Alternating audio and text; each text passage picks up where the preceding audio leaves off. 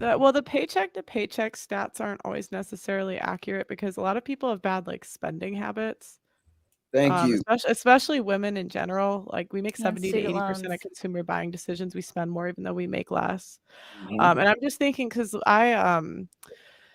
and I'm not gonna pretend like I've done the math on all this, so I don't actually know. So, but I think of like my mom's hometown and like those guys make probably below the average income. They have like 4 or 5 kids and they save up for retirement. They just live a very like frugal lifestyle Thank to the point you. like they don't buy new clothes, like all the kids wear the same clothes. They cook like chicken and rice every night. Like it's just a very frugal lifestyle.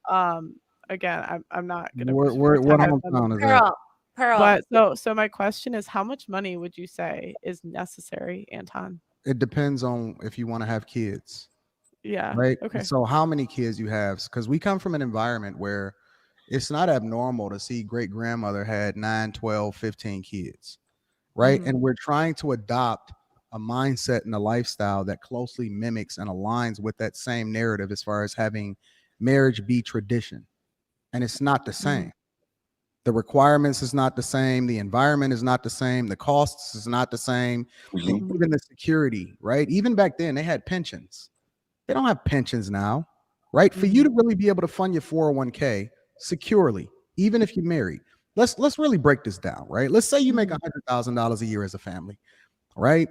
And according to the math and the statistics, in order for you to really be able to have a nest egg to support yourself to where in your later years you're not required to work as Walmart as a greeter in order to be able to carry you over, right? You Mhm. need to be close to maxing out on your retirement, especially in your early 20 years, let alone your 30 years, because when you fund in the 20 years or in the earlier years when you first start working, that's when your money really gets to working for you and compound.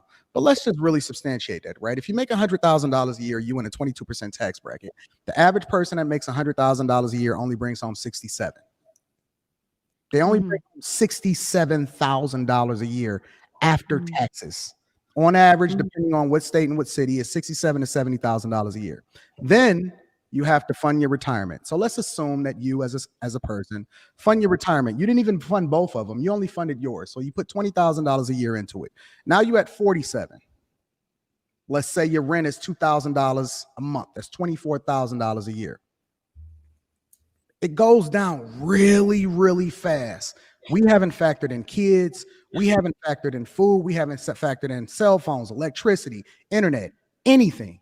And so when we having these conversations, we're using the comparison of yesteryear in order to substantiate our arguments. When in reality, if you really want to have a family, and we're not talking about you don't have no layoffs throughout your career. You ain't got to pull out of your 401k and take the penalties and the hit in order to substantiate or carry you over like they did in 2008. We're not talking about none of that. We just talking about flat out, here's the numbers, here's what it is that you need to do in order to survive. And we didn't factor in putting gas in your car, insurance, car notes, none of that. And so when we have these conversations, we have to have them in reality to understand that if you really want to, and most of us don't think about what our lives are supposed to look like after 67, 69 and a half. If you really want to have these conversations about what it means in order to be successful and successfully married, successfully retired, being able to put kids in school, we know that women are the most enrolled and have the most debt, which they now beg and Mhm. Biden in order for student loan forgiveness.